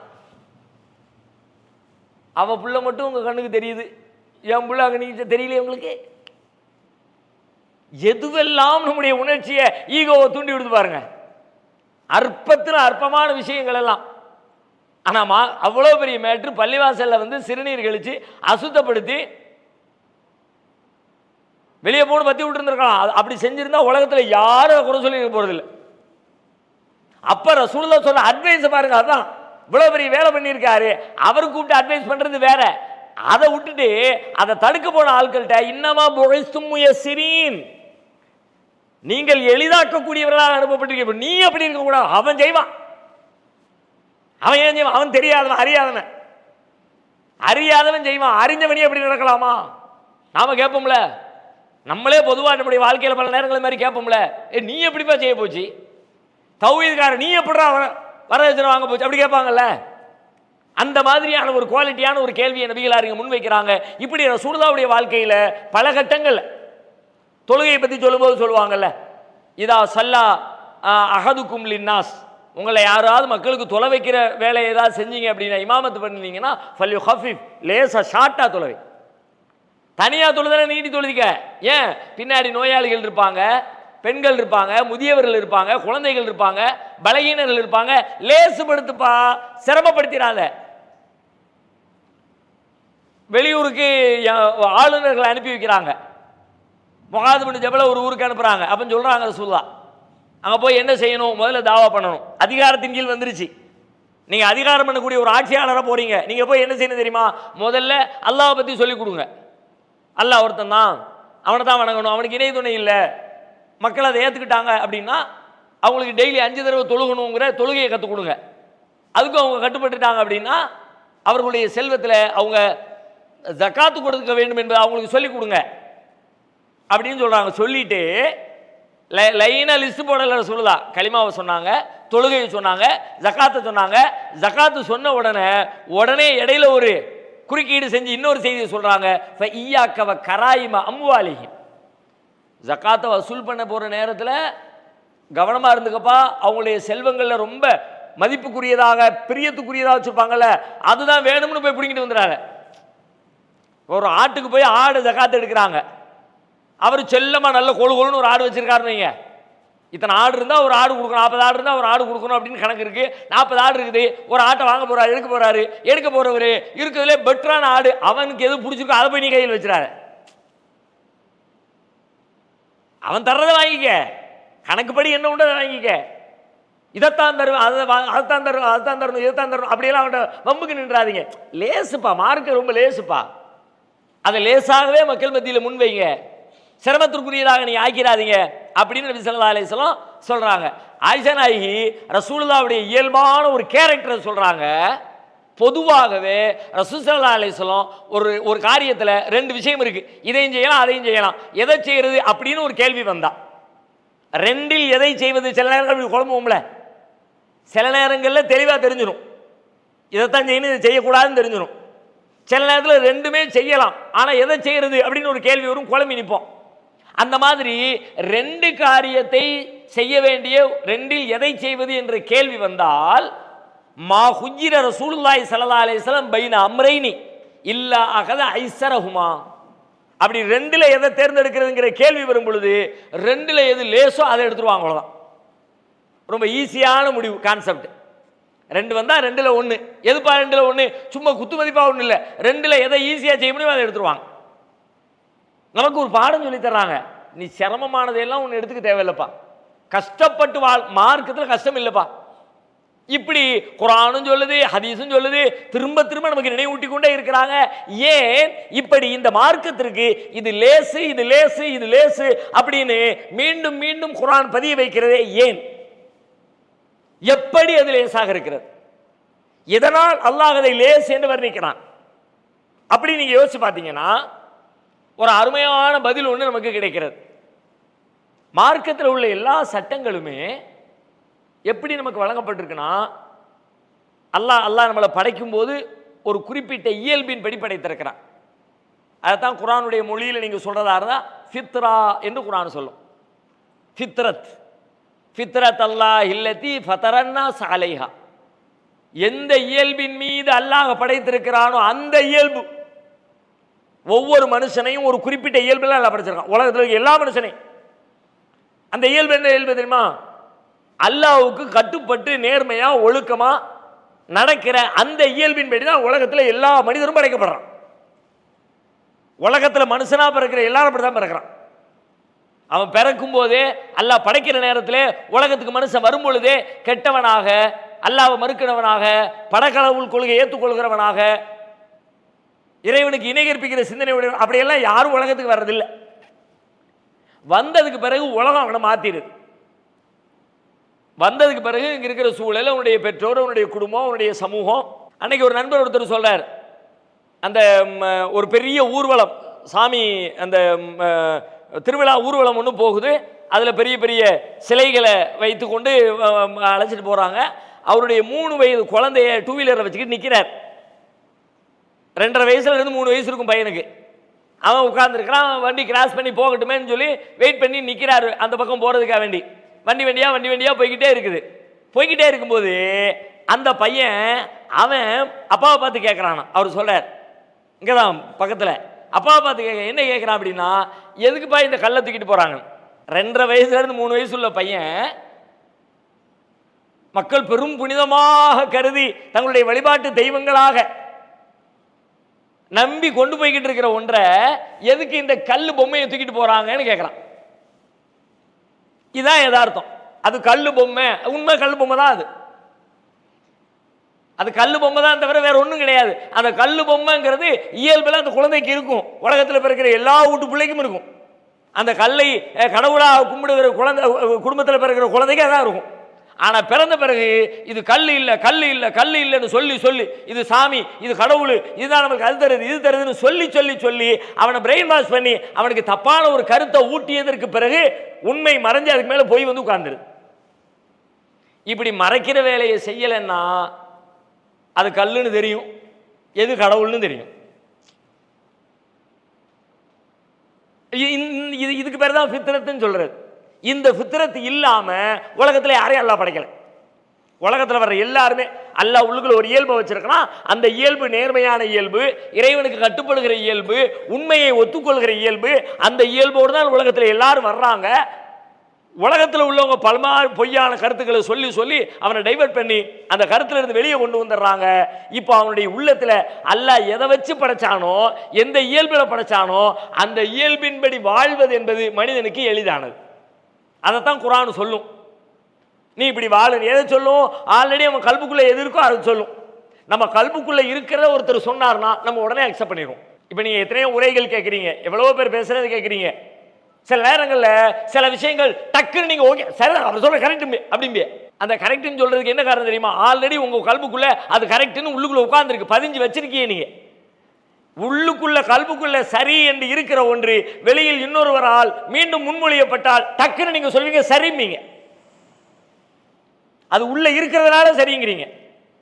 உள்ள இல்லைன்னு வச்சுக்கோங்க, தடுமாறிக்கிட்டே நிற்பிய. சொல்லுதாரு பல மாதிரி சொல்லாரு, அதெல்லாம் ஆதாரம்லாம் சொல்ல என்ன செய்யறதுனா அவர் அப்படி வேற மாதிரி சொன்னார் அப்படின்னு யோசிப்பீங்க. உள்ளுக்குள்ள உள்ளது. அப்போ அல்லாஹ்வுடைய மார்க்கம் என்பது நம்முடைய ஃபித்ரத்தில் இயல்பில் என்ன இருக்குதோ அதைத்தான் அல்லாஹ் ரப்புல் ஆலமீன் மார்க்கமாக நமக்கு சொல்றான். அப்படியான இயல்பு நிலையில எதுவெல்லாம் இருக்குதோ அதுவெல்லாம் எளிதானது, நாமளாம் சிரமமாக்கி கொண்டாலே தவிர. இப்போ இரவுல சீக்கிரம் தூங்குறது, இரவு என்பது தூக்கத்துக்குரியது, ரொம்ப இயல்பானது, அதுக்கெல்லாம் பெரிய உழைப்பு மெனக்கடெல்லாம் தேவையில்லை. ஆனால் இன்னைக்கு இரவுல சீக்கிரம் தூங்குறது நமக்கு கஷ்டமா மாறி இருக்கா இல்லையா? இது இந்த சமூகம் உண்டாக்கி வச்சிருக்கிற மீன் தூங்கிடாத ஒரு நாள் முதல்ல தூக்கம் தான் வந்துச்சு. குழந்தையா இருக்கும்போது தூங்கிட்டு தான் இருந்தோம், சின்ன பையனா இருக்கும்போது தூங்கிட்டு தான் இருந்தோம். ஒரு லெவலுக்கு மேலே போக போக போக தூங்காத தூங்காத தூங்காத, தூங்கினா வியாபாரம் போயிடும், தூங்கினா அது போயிடும், தூங்கினா இது போயிடும், இது தூங்குற நேரம் இல்லை, 12 மணிக்கு தூங்கணும், 1 மணிக்கு தூங்கணும், இன்னும் லேட்டாக தூங்கினா நல்லா இருக்கும், ஹாப்பியாக இருக்கும், சந்தோஷமா இருக்கும், என்ஜாய் பண்ணலாம், விளையாடலாம், கொண்டாடலாம், பாட்டு படிக்கலாம், டான்ஸ் ஆடலாம், அப்படியெல்லாம் சொல்லி சொல்லி சொல்லி சொல்லி இயல்பான ஒன்று நெருக்கடியானதாக சிரமமானதாக மாற்றப்பட்டுச்சு. 10 மணிக்கு படுத்த தூக்கம் வரமாட்டேங்குதுன்னு நினைப்போம். இப்போ ஒருத்தருக்கு 9 மணி 10 மணிக்கு படுக்கணும் அப்படின்னா 10 மணிக்கு படுத்து அவரை தூங்க வைக்கிறது என்பது அதுக்கு ஒரு பெரிய உழைப்பு போடணும். இயல்பான ஒன்று சிரமமானதாக மாறிடுச்சு. இப்போ இந்த வசனத்தின்படி நம்ம யோசிக்கிற பொழுது அல்லாஹ் ரசூலுல்லாஹ்வுக்கு சொல்றான், வனு யஸ்ஸிருகலி யுஸ்ரா, நீங்க இயல்பின்படி வாழ்வதற்கு, சத்தியத்தின்படி வாழ்வதற்கு, உண்மையின்படி வாழ்வதற்கு, இறைவனுக்கு கட்டுப்பட்டு வாழ்வதற்கு, சுவனத்தின் பாதையிலே நடைபோட்டு நீங்கள் வாழ்வதற்கு உங்களுக்கு ரொம்ப லேசா இருக்கும். நபியே, நீங்க சிரமம் இல்லாம உங்களை வாழ வைக்க வேண்டிய பொறுப்பு என்னை சார்ந்ததுன்னு நீங்க கேளுங்க. மனசுல பதிய வைக்கிறது என்ன சார்ந்தது? கேட்டதை வாழ்க்கையில கடைபிடிக்க வைக்கிறதும் அதுக்கு உதவி செய்யறதும் அதை எளிமையாக்குறதும் என்ன சார்ந்ததுன்னு அல்லாஹ் இந்த வாக்குறுதியை கொடுத்தா. இப்ப ரசூலுல்லாஹ்க்கு இப்போ நபிகளாருக்கு இந்த வாக்குறுதி கொடுக்கப்பட்டுச்சு, நமக்கு ரசூலுல்லாஹ்க்கு மட்டும் ஸ்பெஷலா அல்லாஹ் கொடுத்துட்டான். அதனால தான் ரசூலுல்லாஹ் எல்லாத்தையும் ஈஸியாக செஞ்சுக்கிட்டு இருந்திருக்காங்க. அப்போ பெரிய மேட்ரு இல்லை. ரசூல் ஸல்லல்லாஹு அலைஹி வஸல்லம் எல்லாத்தையும் அவ்வளோ தியாகம் செஞ்சாங்க, அவ்வளோ உழைச்சாங்க, அவ்வளோ பாடுபட்டாங்கன்னா வேற என்ன பண்றது? அல்லாஹ் அவங்களுக்கு ஸ்பெஷலா எதை செய்யறது ஈஸியாக்கி விட்டான், அதனால ஈஸியா அதை செய்யறாங்க. நம்ம அப்படி இல்லை, அப்படி புரிஞ்சுக்கலாமா? அல்லது நாம அந்த நிலையை அடைவதற்கு ஏதேனும் வழி இருக்கா? நம்ம இயல்பின் நிலைக்கு மாறணுமா? எப்படி மாறுறது? அதுக்கு ஏதாவது வழி இருக்கா?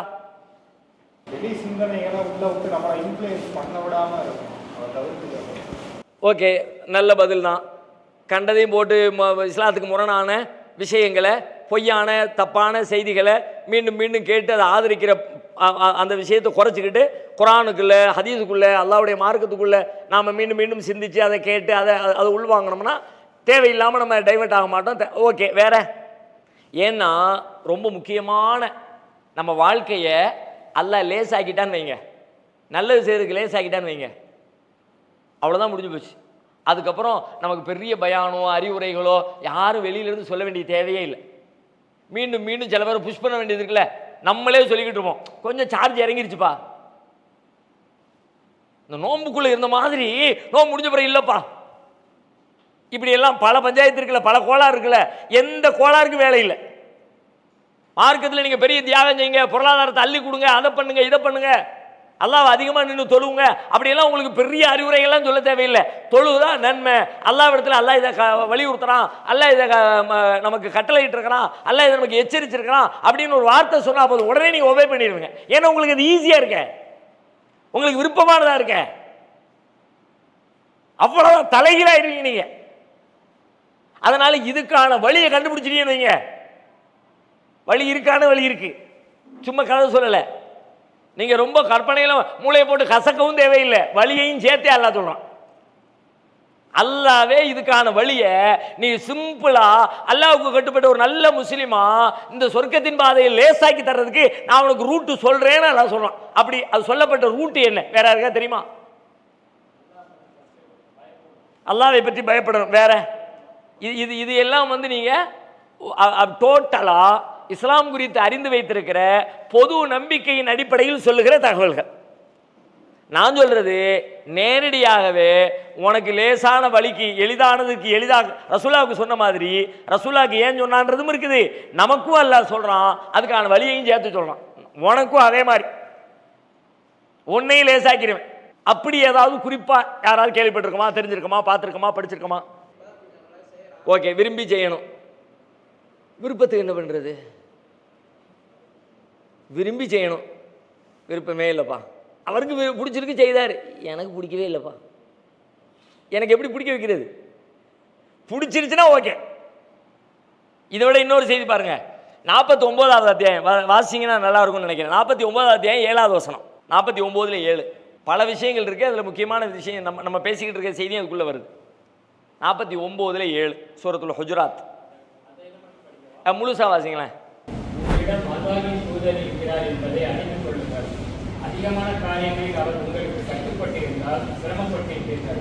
மாறாக அல்லாஹ் நம்பிக்கையை உங்களுக்கு விருப்பமானதாக ஆக்கினான், அதை உங்கள் உள்ளங்களில் அழகாக்கினான். இறை மறுப்பையும் குற்றத்தையும் மாறு செய்வதை உங்களுக்கு வெறுப்பாக்கினான். அவர்களே நேரில் நிறைய விஷயங்கள் இந்த வசனம் பேசுது. முதல்ல ஸ்டார்டிங்ல எப்படி வருது? வஅலமு அன்னஃபீக்கும் ரசூல் அல்லாஹ், உங்களோடு அல்லாஹ்வுடைய தூதர் இருக்கிறார், அறிந்து கொள்ளுங்கள். ஃபர்ஸ்ட் ஒரு இன்ஃபர்மேஷன். லவ் யுதீஉக்கும் ஃபீ கஸீரின் மினல் அம்ரில் அனித்தும், நிறைய விஷயங்கள்ல நீங்க விரும்புறதுக்கு அவர் கட்டுப்பட்டு இருந்தாருங்க. நீங்க நினைக்கிற மாதிரி அவர் சரி சரின்னாருன்னா அவ்வளவுதான், அது ஓந்தலையில விழுந்துரும், உனக்கு பெரிய சிரமம். ரசூலுல்லாஹ் மக்கள் விரும்புற மாதிரி நடக்கல, அவங்களுக்கு எது நல்லதோ அதன்படி நடந்தாங்க. மக்களுக்கு இது செஞ்சா நல்லா இருக்கும், அது செஞ்சா நல்லா, ஆயிரம் கேட்பான். அவன் கேட்பான்றதுக்காக வேண்டி தலைவராக இருக்கிறவர் தலையாட்டிடக்கூடாது. ஆனால் இன்னைக்கு பெரும்பாலும் பாருங்க, தலைமைகள் எப்படி இருக்கிறது? மக்களுடைய நாடி துடிப்பு என்னவோ, மக்கள் என்ன விரும்புகிறார்களோ அதற்கேற்ப போகலாட்டி மக்கள் நம்மளை வெறுத்துருவான், நம்மளை விட்டு வெளியே போயிடுவான். அதனால அவன் விரும்புவதை கொடுக்கிற தலைமைகள் தான் இன்றைக்கு உலகத்தின் பெரும்பாலான தலைமைகள். ஆனால் அல்லாஹ் சொல்றான், நீ விரும்புறதை இந்த தூதர் தரமாட்டாரு, தந்தாருன்னா அது ஓன் தலையில மண்ணெளி போடுற மாதிரி பார்த்துக்க. லவ் யுதீஉக்கும் ஃபீ கஸீரின் மினல் அம்ரில் அனித்தும், அதிகமான காரியங்களில் அவர் உங்களுக்கு கட்டுப்பட்டிருந்தால் நீங்கள் சிரமப்பட்டிருப்பீர்கள். அதனால அவர் உங்களுக்கு கட்டுப்படாம என்ன பண்ணாரு? அவரா எது சரியோ அதை இப்படிதான் செய்யணும்னார், இப்படிதான் வாழணும்னு ஃபோர்ஸ் பண்ணார். ஏன் அப்படி நீ வாழ்ந்தா அதான் உனக்கு நல்லது. நீ விவரம் தெரியாம கேட்கிற, நீ விவரம் தெரியாம சொல்றேன்றதுக்காக வேண்டி விவரம் தெரிஞ்ச தலைவர் அதே ரூட்டுக்கு போக கூடாதுப்பா. நீ எந்த ரூட்டுக்கு வரணுமோ அந்த ரூட் அவர் போடணும். நம்ம ஒரு ஊருக்குள்ள எதெல்லாம் மக்கள்கிட்ட பெரிய ஆதரவு பெற்றது, ஒரு வீடியோ போடுறோம், வீடியோ போட்ட உடனே ஊருக்குள்ள பார்த்தா வைரலா பறக்குது. ஒரு ஆள் வீடியோ போட்டார், வீடியோ பயங்கரமா போகுது, லட்சக்கணக்கில் வியூ, 10 மில்லியன் போகுது, 20 மில்லியன் போகுது. அப்பா உடனே இங்க அப்ப நம்ம அதே மாதிரி போடணும், ட்ரெண்ட் அதான். அதே மாதிரி இன்னொருத்த போட்டா அவனுக்கும் கிட்டத்தட்ட ஒரு 8 மில்லியன் போயிடுச்சப்பா. அப்ப அவனே மாதிரி அப்ப மக்கள் இதைத்தான் விரும்புகிறார்கள் தெரிஞ்ச உடனே அந்த ரூட்ல போனா நம்மளையும் மக்கள் விரும்ப ஆரம்பிச்சிருவாங்கன்னு இப்படி போறோம்ல, அந்த அந்த ரூட்டுக்கு போகாத. சரியா தப்பா, தேவையா இல்லையா, நன்மையா நன்மை இல்லையா, அதை யோசி தம்பி. மக்கள் நிறைய பேர் பார்க்கறான், நிறைய பேர் ஆதரவு கொடுக்குறான், நிறைய பேர் லைக் பண்றான், அதை வச்சு நீ முடிவு எடுக்க கூடாது. சரி எது தப்பு அதை வச்சு முடிவு எடுக்கணும். சில நேரத்தில் சரி வைரலா போகும், அப்ப பிரச்சனை இல்லை. தப்பு வைரலா போச்சா, தப்பான விஷயம் வைரல் போகத்தான் செய்யும். தப்பான ஆதரிக்கிறதும் உலகத்தில் அதிகம், தப்பை பார்க்கறவங்க தான் அதிகம், தப்பை ரசிக்கிறவங்க தான் அதிகம். ஒரு தலைவனுடைய குவாலிட்டி எப்படி இருக்கணும்? முதல் செய்தி. இரண்டாவது செய்தி பாருங்க, வலாக்கின் அல்லாஹ ஹப்பப இலைக்குமுல் ஈமான வ ஸய்யனஹு ஃபீ குலூபிக்கும், அல்லாஹ் உங்களுடைய உள்ளங்களில் ஈமானை பிரியத்திற்குரியதாக ஆக்கிவிட்டான், உங்கள் உள்ளங்களில் அதை அலங்காரமாக ஆக்கிவிட்டான். ஈமானு, அல்லாஹ், ரசூலு, அல்லாஹ்வுக்கு கட்டுப்படுறது அதையெல்லாம் ரொம்ப பிரியம், உங்களுக்கே பிடிச்சிருக்கு. கர்ரகைலைக்குமுல் குஃப்ர வல் ஃபுசூக வல் இஸ்யான், இறை மறுப்பை, பாவத்தை, வரம்பு மீறலை உங்களுக்கு வெறுப்புக்குரியதாக ஆக்கிவிட்டான். ஒருத்தருக்கு அந்த பாவத்தை செய்யவே பிடிக்கலங்க, 2-4 பேர் உட்கார்ந்து கழுவி ஊத்திக்கிட்டு இருக்காங்க, யாரையோ பத்தி புறம் பேசிக்கிட்டே இருக்கிறாங்க. புறம் பேசுகிறேன் ஏன் பேசுகிறான், புறம் பேசி கழுவி ஊற்றுனா அவனுக்கு சுகமாக இருக்குது. அரிப்பெடுக்கிறவனுக்கு சொரிஞ்சா எப்படி இருக்கும், அந்த மாதிரி சொரிஞ்சு விட்ட மாதிரி இருக்கு, பேசிக்கிட்டே இருக்கான். இன்னொருத்தனுக்கு பிடிக்கல, எரிச்சல், என்னடா இது அடுத்தவனை பற்றி எப்போ ஏன்டா இப்படி இருக்கிறிய, அதை கண்டாலே அவனுக்கு கோபம் வருது. அவன் புறம் பேசுவானா, புறம் பேசுறதை அக்செப்ட் பண்ணுவானா, புறம் பேசுகிற கூட்டத்தில் உட்காருவானா? ஒரு பாவமோ ஒரு வரம்பு மீறலோ ஒரு தீமையோ அந்த காரியம் அவனுக்கு எரிச்சலா இருக்கு, கோபமா இருக்கு, வெறுப்பா இருக்கு. அப்படி அல்லாஹ் குஃப்ரையும் பாவத்தையும் வெறுப்புக்குரியதா ஆக்கிட்டாம்னா நமக்கு எவ்வளவு வேலை மிச்சம். ரொம்ப ஈஸியில வாழ்க்கை, இஸ்லாத்தை கடைபிடிக்க ஈஸியா போயிரும்ல. தொழுகிறது ரொம்ப ஹாப்பியா இருக்கு, தொழுகை விடுறது ரொம்ப பாரமா இருக்கு, ஜகாத்து கொடுக்கறது ரொம்ப ஹாப்பியா இருக்கு, அல்லாஹ் தர்றான் அல்லாஹ் கொடுக்குறோம்பா அப்படின்னு கொடுக்க சந்தோஷமா இருக்கு. கேட்டுட்டார கொடுக்காம இருந்தா நல்லா இருக்காத, தெரிஞ்சால் வேற அஜர்த் வேற வந்திருக்கிறாரு, அப்படியெல்லாம் போட்டு குழம்பி எல்லாம் கொடுக்க தேவையில்லை. நல்ல காரியமா மனசார வச்சுக்கங்க. இப்ப நமக்கு இந்த மாசத்துக்கு இந்த செலவுக்கு போதுமானது, செலவு பிடிங்க, பிடிங்க 500 ரூபாய் பிடிங்க, 1000 ரூபாய் பிடிங்க. அந்த 1000 ரூபாய் கொடுக்கும்போது கொடுக்கவா வேண்டாமா, கையை அறுத்து கொடுக்குற மாதிரி சில பேருக்கு. காசை கொடுக்கறதுங்கிறது காசை கொடுக்கறது இல்லை, காசை கொடுக்கறதுங்கிறது அப்படியே கையை அறுத்து கொடுக்குற மாதிரி, பணத்தை கொடுக்க வேண்டியதா இருக்க அப்படின்னு. இன்னொருத்தருக்கு கொடுக்கறது அவ்வளவு ஈஸியா இருக்கு, அவ்வளவு மகிழ்ச்சியா இருக்கு, கொடுத்து அந்த மனுஷன் வாழ்ற வாழ்க்கையை பார்த்து அந்த நல்ல செயலை பார்த்து அல்லாஹ் நல்ல காரியத்துக்கு கொடுக்க வச்சான் அப்படின்னு ஹாப்பியா இருக்கிறார். நம்முடைய இயல்பில் அல்லாஹ் உண்மையை நல்லதை பிரியத்திற்குரியதாக பாவத்தை வெறுப்புக்குரியதாக ஆக்கிட்டாம்னா நாம அவ்வளவுதான் நல்ல முஸ்லீம் ஆயிட்டோம்ல.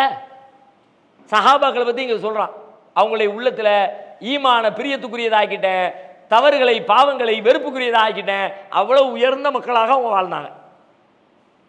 இப்ப கிட்டத்தட்ட நமக்கு முன்னாடி இருக்கிற கேள்வி இந்த வசனத்துல இருந்து ரசூல் ஸல்லல்லாஹு அலைஹி வஸல்லத்துக்கு மார்க்கத்தை கடைபிடிக்கிறது ரொம்ப எளிதாக நான் ஆக்கிட்டேன், அது மாதிரி நமக்கு ஏதாவது வச்சிருக்கானான்னு கேட்டா நமக்கும் அல்லாஹ் சொல்றான். 92வது அத்தியாயம் சூரத்துல் லைல்ல இதுக்கான காரணங்களை காரியங்களை என்ன செய்யணும் எப்படி செய்யணும் அப்படியே அல்லாஹ் படம் போட்டு விளக்குறான். 5வது அத்தியாயம் 92வது அத்தியாயம் 5வது வசனத்திலிருந்து 5, 6, 7, 8, 9, 10 சத்தமா வாசிக்க பார்க்கலாம். எனவே எவர் தான தர்மம் கொடுத்து தன் இறைவனிடம் பயபக்தியுடன் நடந்து நல்லவற்றை அவை நல்லவை என்று உண்மையாக்குகின்றாரோ அவருக்கு நாம் சுவர்க்கத்தின் வழியை லேசாக்குவோம். ஆனால் எவன் உலோபித்தனம் செய்து அல்லாஹ்விடமிருந்து தன்னை தேவையற்றவனாக கருதுகிறானோ இன்னும் நல்லவற்றை பொய்யாக்குகிறானோ அவனுக்கு கஷ்டத்திற்குள்ள நரகத்தின் வழியை தான் லேசாக்குவோம். இதுல அந்த 7வது வசனத்தை பாருங்க, அரபியில வாசிக்க பார்க்கலாம். 7வது வசனம், ஃபஸனு யஸ்ஸிருஹு லில் யுஸ்ரா. இப்போ நம்ம சூரா ஆலாவில் என்ன பார்த்துக்கிட்டு இருக்கிறோம், இப்போ பார்த்துக்கிட்டு இருக்க வசனம் என்ன, வனு யஸ்ஸிருக லில் யுஸ்ரா.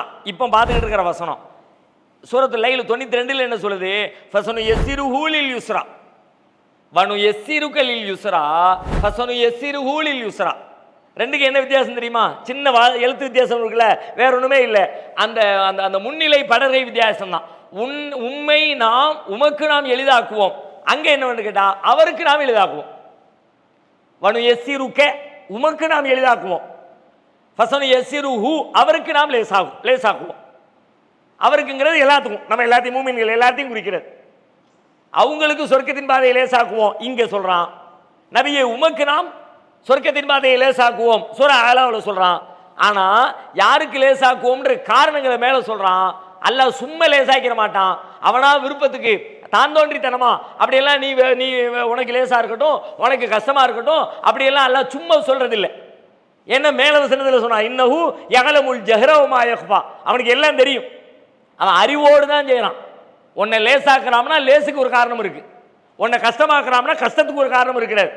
லேசுக்கு என்ன காரணம் இருக்கிறது, ஃபஅம்மாமன் அஅதா வத்தகா வஸத்தக பில் ஹுஸ்னா ஃபஸனு யஸ்ஸிருஹு லில் யுஸ்ரா. 3 காரியத்தை அல்லாஹ் சொல்றான், 3 விஷயங்களை சொல்றான். ஃபஅம்மாமன் அஅதா யார் கொடுத்தாரோ, வத்தகா தக்வாவோடு இருந்தாரோ, வஸத்தக பில் ஹுஸ்னா நல்லதை அழகானதை யார் உண்மைப்படுத்தினாரோ, ஃபஸனு யஸ்ஸிருஹு லில் யுஸ்ரா, அவருக்கு நல்லதை செய்கிற அந்த வாய்ப்பை, அந்த பாதையை எளிதாக்கி விடுவோம். சோனம் செல்லுகிற பாதையை எளிதாக்கி விடுவோம். அல்லாஹ்விற்கு கட்டுப்படுகிற பாதையை எளிதாக்கி விடுவோம். யாருக்கு? அம்மாமன் நகத்தா, யார் கொடுத்தாரோ, வத்தகா தக்வாவோடு இருந்தாரோ, சத்தக பில் ஹுஸ்னா, ஹுஸ்னாவை உண்மைப்படுத்தினாரோ. கொடுத்தாரோனா 3 பாயிண்ட். இந்த 3 பாயிண்ட்டை முடிவெடுத்து வாழ்க்கையில் கடைபிடிக்க ஆரம்பிச்சுட்டு வைங்க, வாழ்க்கை தலையில். ஏன்னா அல்லாஹ் கொடுக்குற கேரண்டி. கண்டிப்பா அல்லாஹ் வாக்குறுதி மாற மாட்டான். சும்மா போற போகல சொல்லிட்டு எல்லாம் போகல. அல்ல உனக்கு இந்த காரியங்களை செய்யறது, நான் தஹஜ்ஜத் தொழுகணும்னு நினைக்கிறேன், ஆனா தொழவே முடியல அப்படின்னு நீங்க வருத்தப்படுறீங்களா? நிறைய தர்மம் செய்யணும்னு ஆசைப்படுறேன், ஆனாலும் கொடுக்கறதுக்கு மனசு அறுக்குது அப்படின்னு நீங்க நினைக்கிறீங்களா? சமூகத்தில் பொதுவெளியில் நடக்கக்கூடிய தீமைகளுக்கு எதிராக போராடணும், நன்மைகளை அதிகம் செய்யணும் அப்படின்னு ஆசைப்படுறேன், ஆனாலும் என்னுடைய சூழல்னால, மனநிலையினால, வாழ்க்கை தரத்தினால என்னால் செய்ய முடியலன்னு வருத்தத்தில் இருக்கிறீங்களா? நல்ல பணிகளில் முன்னேறி செல்ல முடியல, தீமைகளை விட்டு என்னால் விலகி வர முடியல அப்படிங்கிற கவலையில் இருக்கிறீங்களா? எல்லாத்துக்கும் சேர்த்து அல்லாஹ் சொல்றான், 3 பாயிண்ட் சொல்றான். யார் கொடுத்தாரோ, என்ன கொடுத்தாரோ, கொடுத்தாரோன்னா என்ன? ஏன்னா கொடுத்தாரோன்னு சொன்ன உடனே நமக்கு முதல்ல நினைவுக்கு வர்றது பணம் மட்டும்தான். பணத்தையும் குறிக்கும், ஆனால் பணத்தை மட்டுமே குறிக்காது. பணத்தை கொடுத்தாரோன்னு அல்லாஹ் சொல்லலை. அம்மாமன் நகத்தா, யாரு கொடுத்தாரோ, என்னதை கொடுத்தாரோ, பிறருக்கு கொடுப்பதற்கு என்னவெல்லாம் இருக்குதோ, ஊருக்கு கொடுக்கறதுக்கு என்னவெல்லாம் இருக்குதோ, அல்லாஹ்வுக்காக கொடுக்கறதுக்கு என்னெல்லாம் இருக்குதோ, அது எல்லாத்தையும் எல்லாத்தையும் கொடுக்கணும். ஒன்று கொடுத்துட்டு ரொம்ப சூப்பர்னு சொல்லிடக்கூடாது. சில பேர் பணத்தை கொடுத்துருவாங்க, நேரத்தை கொடுக்க மாட்டேன்ருவாங்க. நேரமும் அல்லாஹ்வுக்கு கொடுத்தான், அதை பிறருக்கு கொடுக்க முடியும். அறிவு அல்லாஹ்வுக்கு கொடுத்தான், பிறருக்கு கொடுக்க முடியும். ஆற்றல் அல்லாஹ் கொடுத்தான், பிறருக்கு கொடுக்க முடியும். ஆலோசனை சொல்லக்கூடிய பண்பை அல்லாஹ் கொடுத்தான், பிறருக்கு கொடுக்க முடியும். அறிவுரை சொல்லக்கூடிய வாய்ப்பை அல்லாஹ் கொடுத்தான், பிறருக்கு கொடுக்க முடியும். பிறருக்கு கொடுப்பதற்கு எத்தனையோ விஷயம், உங்களுக்கு எதுவெல்லாம் தேவையோ அதுவெல்லாம் பிறருக்கும் தேவை. உங்களுக்கு எது எல்லாம் தேவையோ அது எல்லாம் பிறருக்கு தேவை. அப்போ அதுல எதையெல்லாம் உங்களுக்கு பிறருக்கு கொடுக்க முடியுமோ எல்லாத்தையும் கொடு. பணம் இருந்தா பணத்தை கொடு, அறிவு இருந்தா அறிவை கொடு, நேரம் இருந்தா நேரத்தை கொடு, உழைப்பு இருந்தா உழைப்பை கொடு, வீரம் இருந்தா வீரத்தை கொடு, அன்பு இருந்தா அன்பை கொடு, கருணை இருந்தா கருணையை கொடு. கொடுக்கறதுக்கு என்ன வேணும் எல்லாம் இருக்கு. இது மட்டும்தான் இருக்கு அப்படிலாம் சொல்ல முடியாது.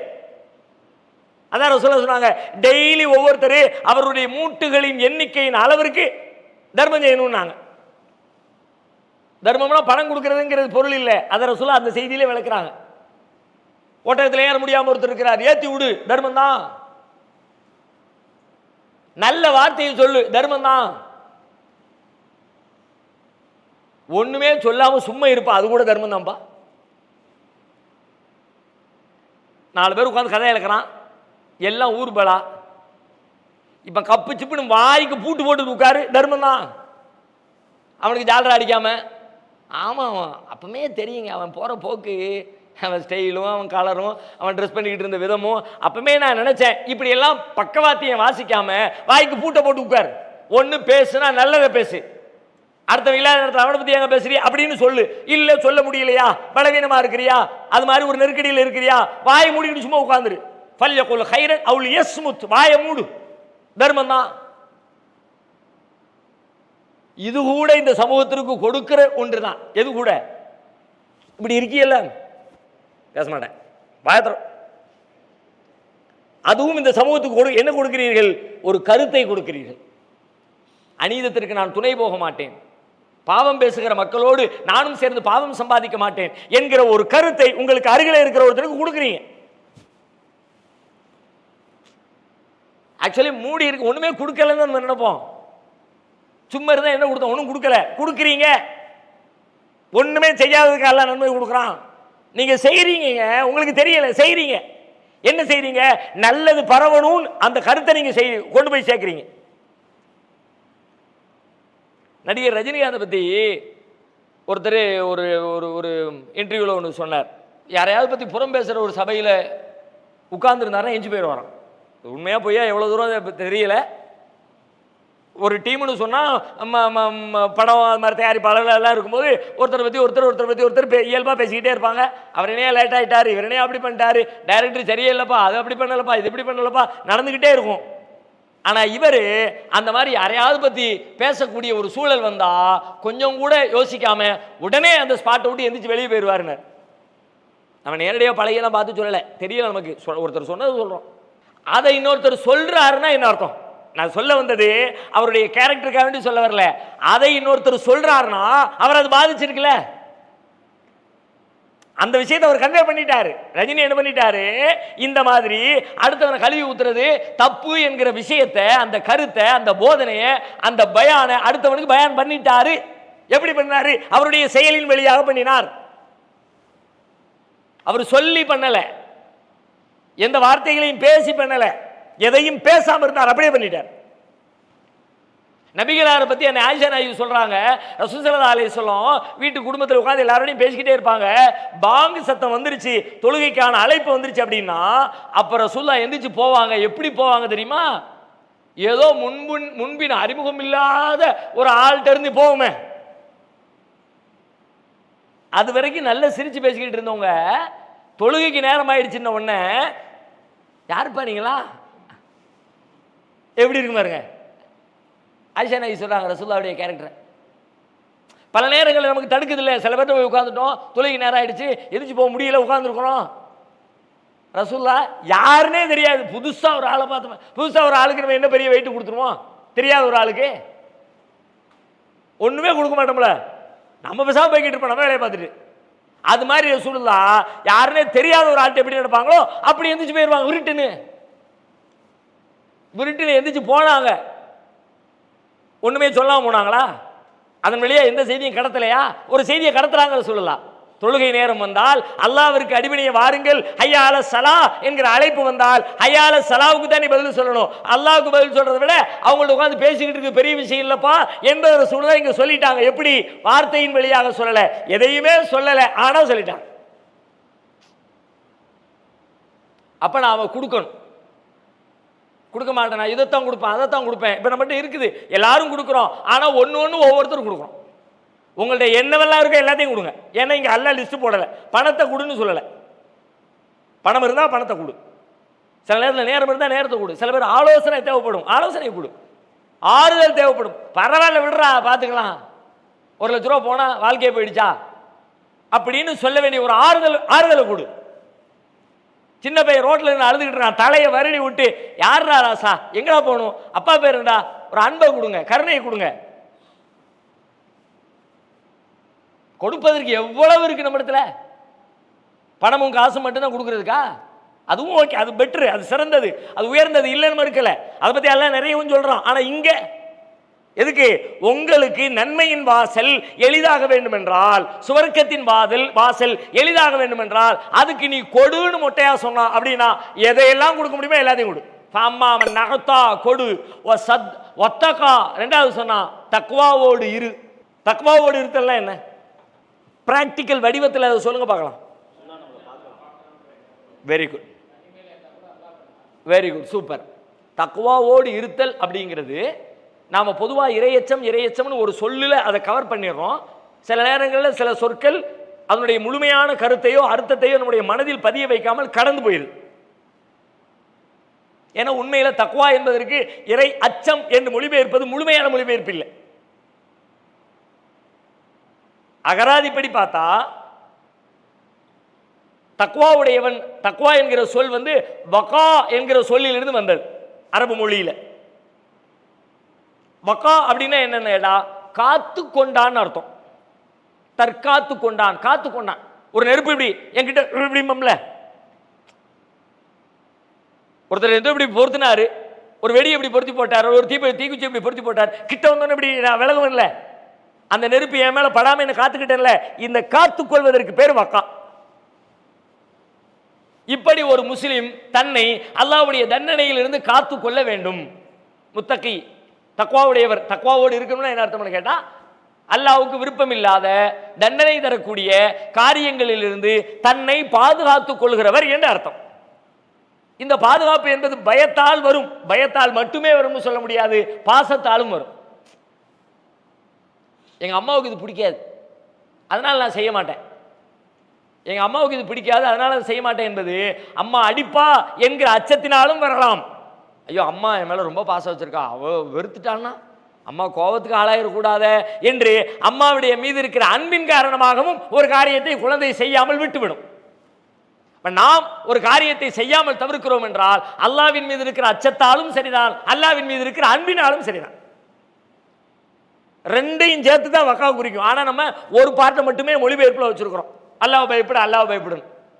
அல்லாவை பயத்தல், அல்லாவை நேசித்தல், அல்லாவின் திருப்தியை எதிர்பார்த்தல் எல்லாமும் சேர்ந்த பொருள் அதுக்குள்ள இருக்கு. அப்படின்னா என்ன? ஒவ்வொரு நேரமும் விழிப்புணர்ச்சியோடு இருத்தல்னு சொல்லலாம், கரெக்டா சொல்றதா இருந்தா. ஒவ்வொரு நாளும் ஒவ்வொரு நேரமும் நான் செய்யக்கூடிய செயல்கள் அனைத்திலையும் கவனத்தோட விழிப்போட, சும்மா ஏனோ தானோன்னு பொடுபோக்க அலட்சியமா அப்படியே வாழ்ந்துகிட்டே இருக்காம, இப்ப நான் பேசுறதுல தெளிவு இருக்குது, நான் பேசக்கூடிய விஷயத்துல தெளிவு இருக்குது, இதை பேசுறேன், இப்படி பேசுறேன், இது அல்லாஹ்வுக்கு பிடிக்கும், இது அல்லாஹ்வுக்கு பிடிக்காது என்கிற தெளிவோடு நான் பேசுகிறேன், நான் தக்வாவோடு இருக்கிறேன். இந்த உணர்வோடு நான் வியாபாரம் செய்கிறேன், நான் தக்வாவோடு இருக்கிறேன். நான் ஒவ்வொரு நாளும் செய்கிற செயலில் தெளிவு, விழிப்புணர்வு. நான் என்ன செய்கிறேன், ஏன் செய்கிறேன், இதனுடைய ரிசல்ட் என்ன? மூணே தான். என்ன செய்கிறேன், ஏன் செய்கிறேன், இதனுடைய விளைவு என்ன? இந்த மூணு உணர்ந்து அப்பப்போ என் கவனத்துக்கு வந்துகிட்டே இருந்தா நான் நாள் முழுக்க தக்வாவோடு இருக்கிறேன்னு அர்த்தம். இப்படி யார் தக்வாவோடு இருக்கிறாரோ வத்தகா. இது இப்படி பயான் கேட்டீங்கன்னா நடக்காது. பயான் கேட்டீங்கன்னா அவ்வளோதான். ஓ ஸ்டார்டிங்கில் சொன்னோம்ல, இன்ஃபர்மேஷன்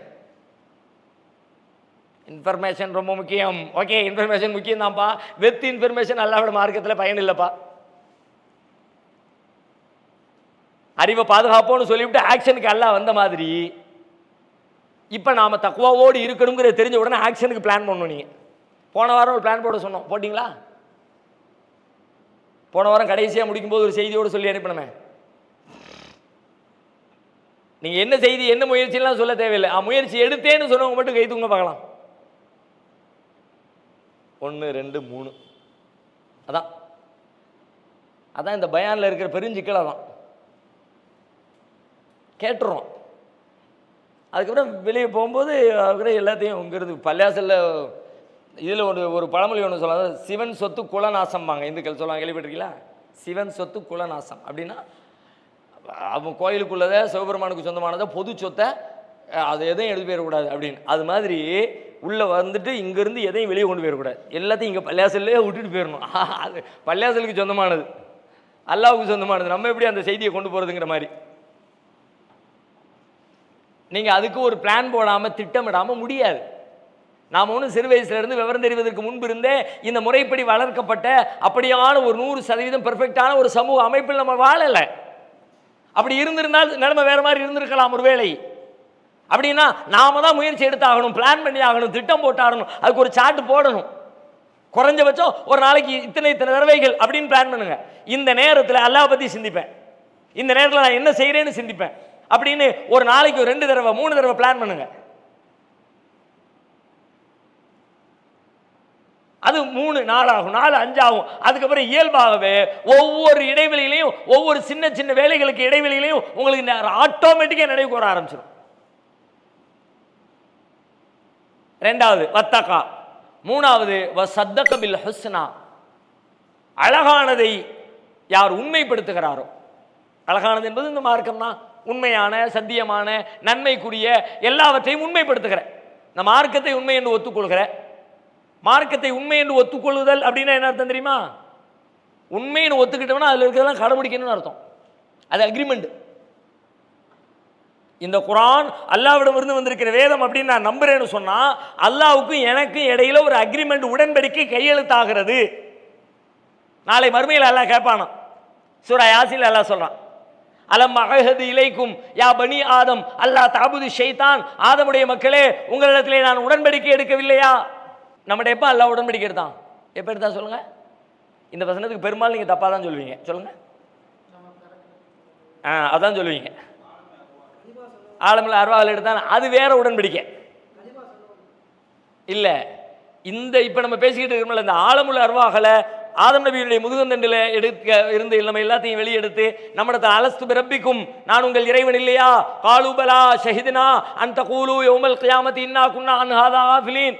எல்லாரும் ஆமா நீதான் எங்கள் இறைவன் சொல்லிட்டு வந்தோம், இது ஒரு அக்ரிமெண்ட், இது ஒரு உடன்படிக்கை, இது நம்முடைய இயல்புல வச்சு நம்மளை உலகத்துக்கு அனுப்பினா. அதை தாண்டி இன்னொரு அக்ரிமெண்ட் இங்க சொல்றான் சூரா யாசின்ல. இங்க என்ன சொல்லலாம் தெரியுமா? அலம் மஹது இலைக்கும் யாபனி ஆதம், ஆதமுடைய மக்களே உங்களிடத்திலே நான் உடன்படிக்கை எடுக்கவில்லையா? அல்லா தஅபுது ஷைத்தான், ஷைத்தானை வணங்காதீர்கள் என்று உடன்படிக்கை எடுக்கலையா? இது ஆலமுல் அர்வாஹ்ல இல்ல. ஆலமுல் அர்வாஹ்ல எடுத்த உடன்படிக்கை நான் உங்கள் ரப்பு இல்லையாங்கிறது. அலஸ்து பிரப்பிக்கும், ஷைத்தானை நீ ஃபாலோ பண்ணாத அப்படின்னு குர்ஆன் வழியா நமக்கு சொன்னான்ல, அந்த குர்ஆனை நம்ம ஏத்துக்கிட்டோம்ல, குர்ஆனை நம்புறோம்ல, இதான் நமக்கு அல்லாஹ்வுக்கு இடையில உண்டான அக்ரிமெண்ட். ஏன்றிருந்து வர்றதுன்னு ஒத்துக்கிட்ட, அல்லாஹ்வுடைய வார்த்தைன்னு சொல்லிட்டேன். அல்லாஹ் நான் சொல்றேன் ஷைத்தான் பகிரங்கமான விரோதிப்பா, ஃபத்தகிதுஹு அதுவா, அவனை விரோதியா நீ எடுத்துக்க நான் சொல்லிட்டேன். அப்ப நீ அக்செப்ட் பண்ணிட்டல, அக்செப்ட் பண்ணிட்டா ஓவர். அப்ப ரெண்டு பேருக்கு இடையில அக்ரிமெண்ட் ஆயிடுச்சு. நாளைக்கு அல்லாஹ் கேட்பான் அக்ரிமெண்ட் போட்டோமே செஞ்சியா? வஸத்தக பில் ஹுஸ்னா இங்க சொல்லக்கூடிய வசனம் அதை தான் சொல்லுது. அழகானதை உண்மைப்படுத்துவார். மார்க்கத்தை உண்மைப்படுத்துறது, மார்க்கத்தில் உள்ள எல்லா உண்மைப்படுத்தலும் செயல்படுத்துதல், கடைபிடித்தல். வெறும் வாயில அவன் உண்மைதான் சொல்றது இல்லை. பல நேரங்களில் நாம வாயில சொல்லக்கூடிய வார்த்தை பொய்ப்படுத்துதலா மாறி போயிடும். இவன் சொல்லுதானா அப்ப என்னன்னு பார்க்கணும் பண்றான் டக்குன்னு சொல்ற ஆளை வச்சுக்கிட்டே. இவன் என்னைக்கு சொன்னது செஞ்சிருக்கான், என்னைக்கு உண்மையை சொல்லியிருக்கான், இன்னைக்கு வந்து இப்படி சொல்லுதாம்னா அப்போ என்னன்னு யோசிக்கணும்னு. வாய் வார்த்தையை பத்தி எல்லாம் சொல்ல, சத்தக்கன வாழ்வில் உண்மைப்படுத்துதல், நம்ம வாழ்க்கையில கடைபிடிச்சல். இந்த மூணு காரியம் சொல்லுங்க பார்க்கலாம். மூணு காரியம் என்னெல்லாம் சொல்லுங்க? கொடுத்தல், தக்வாவோடு இருத்தல், நல்லதை அழகானதை உண்மைப்படுத்துதல். இந்த மூணை யாரு செய்கிறாரோ ஃபஸனு யஸ்ஸிருஹு லில் யுஸ்ரா, அவருக்கு நாம் எளிதானதற்கு வழியை எளிதாக காட்டுவோம். அவருக்கு எளியதை செய்வதற்கு அவருக்கு நாம் எளிதாக்குவோம். அடுத்து நெகட்டிவ், அதனுடைய எதிர்ப்பதத்தை சொல்றான் அடுத்த வசனத்துல. வஅம்மா மன் பகில வஸ்தக்னா வகஸப பில் ஹுஸ்னா ஃபஸனு யஸ்ஸிருஹு லில் உஸ்ரா. வஅம்மா மன் பகில, யார் கொடுக்காமல் கஞ்சத்தனம் செய்கிறாரோ, வஸ்தக்னா தேவையற்றவனாக தன்னை கருதுகிறாரோ, எவனு தேவையில்லை என்கிட்ட இருக்க செல்வம் காசு போதும்பா அப்படின்னு தன்னை தேவையற்றவனாக, யாருடைய உதவியும் யாருடைய ஹெல்ப் எனக்கு தேவையில்லைன்னு யார் நினைக்கிறானோ, அதான் ஆணவம். அல்லாஹ்வுக்கு பிடிக்காத பெரும் மோசமான குணம். வகஸப பில் ஹுஸ்னா, நல்லவற்றை எவன் பொய்ப்படுத்துகிறானோ, ஃபஸனு யஸ்ஸிருஹு லில் உஸ்ரா, அவனுக்கு நாம் சிரமமானதை லேசாக்குவோம். சிரமமானதுனா பாவங்களை. இப்ப நமக்கு எது லேசுங்கிற கேள்வி வரணும். இப்ப நான் என் வாழ்க்கையில எது எனக்கு லேசா இருக்கு? தொழுகிறது லேசா இருக்குதா? உண்மை பேசுறது லேசா இருக்குதா? தவறுகள் செய்வது லேசா இருக்குதா? ஃபஸனு யஸ்ஸிருஹு லில் உஸ்ரா, சிரமமானது, அதான் சிரமம். அதை செய்யும் போது உனக்கு லேசு மாதிரி தெரியும்பா, ஆனா செஞ்சா அதுல தான் நீ சிரமப்படுவ. இது செய்யும் போது உனக்கு சிரமம் மாதிரி தெரியும், செய்ய ஆரம்பிக்கிற நேரத்தில் சிரமம் மாதிரி தெரியும், ஆனா அல்லாஹ் லேசாக்கி கொடுத்துருவான். நீ பீஸ்ஃபுல்லா பண்ணுவ, வாழ்க்கை ஹாப்பியா இருக்கும், நிம்மதியா வாழ்க்கை, சொர்க்கத்திலே நீ நிம்மதியா இருப்ப. செய்ய ஆரம்பிக்கும் போது சிரமம் தெரியும், பிறகு லேசாயிரும். ஆனா அது செய்ய ஆரம்பிக்கும் போது ஈஸி மாதிரி தெரியும், மனம் விரும்பும். ஆனா செஞ்சுட்டே அப்படின்னா அவ்வளவுதான் முடிஞ்சு. ஃபஸனு யஸ்ஸிருஹு லில் உஸ்ரா, இது ரசூலுல்லாஹ்வுக்கு மட்டும் கொடுத்த வாக்குறுதி இல்லை. ஒரு ஒரு ஒரு நியதியின் அடிப்படையில் அல்லாஹ் எல்லாத்தையுமே ஒரு நியதியில தானே சொல்றான். அந்த நியதியின் அடிப்படையில் அல்லாஹ் சொல்றான், இந்த மாதிரி உங்களுடைய வாழ்க்கையில நீங்க நல்லது செய்யணும்னு நெசமாதி ஆசைப்பட்டீங்கன்னா, அதுல கொஞ்சம் சிரமம் இருக்கு, கஷ்டம் இருக்கு, அதுல இருந்து மீண்டு வரணும், இன்னும் இயல்பா இன்னும் அல்லாஹ்வுக்கு அடிபணிஞ்ச மக்களா நீங்க வாழணும்னு ஆசைப்பட்டீங்கன்னா, இந்த 3 குவாலிட்டியை பிராக்டிஸ் பண்ணுங்க. அதுக்காக ஒரு திட்டத்தை இன்னைக்கே போடுங்க. மீண்டும் வலியுறுத்துறதான், திட்டம் போடாம கதை நடக்காது, பிளான் பண்ணாம வேலை ஆகாது. வார்த்தைகளை கருத்துக்களை கேட்பதாலோ படிப்பதாலோ நாம் மாறிவிட மாட்டோம். அப்படி யாரும் மாறினது இல்லை. வெறுமனே கேட்டதனால் மாறியவர்கள் யாரும் கிடையாது. கேட்டதை கடைபிடிக்க யார் முயற்சிக்கிறார்களோ அவர்கள் வழியாகத்தான் மாற்றங்கள் நிகழும். லேசாகணும், நம்முடைய காரியங்கள் அல்லாஹ் தான் லேசாகணும். ரொம்ப அற்புதமான ஒரு செய்தி அது. அதனால தான் மூசா நபி அல்லாஹ்விட்ட கேட்ட துவாவை பாருங்க, ரப்பி ஷ்ரஹ் லி சத்ரி வ யஸ்ஸிர் லி அம்ரி. யா அல்லாஹ் என் கல்பை விசாலமாக்கு, என்னுடைய உள்ளத்தை நீ விரிவாக்கு, வ யஸ்ஸிர் லி அம்ரி என் காரியத்தை லேசாக்கு. அல்லாஹ் லேசாக்கி கொடுக்கணும். அல்லாஹ் லேசாக்கி கொடுத்துட்டாம்னா உலகம் பூரா வேடிக்கை, எப்படா இதை செஞ்சான்னு நாம அசால்ட்டாக செஞ்சுக்கிட்டே இருப்போம். செய்யலாமா இன்ஷா அல்லாஹ்? நல்லது. ஜஸாக்கல்லாஹ். சுப்ஹானல்லாஹி வ பிஹம்திஹி அஷ்ஹது அல்லா இலாஹா இல்லா அன்த